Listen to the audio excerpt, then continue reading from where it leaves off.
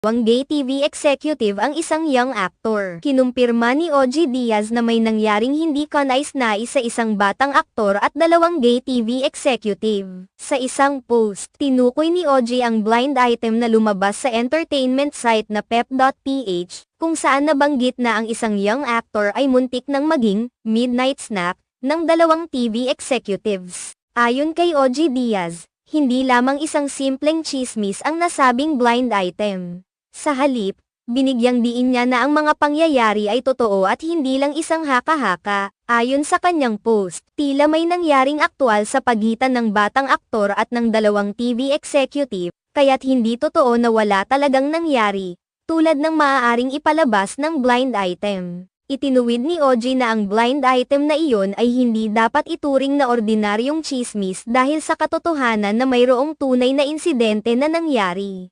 Binibigyang diin ni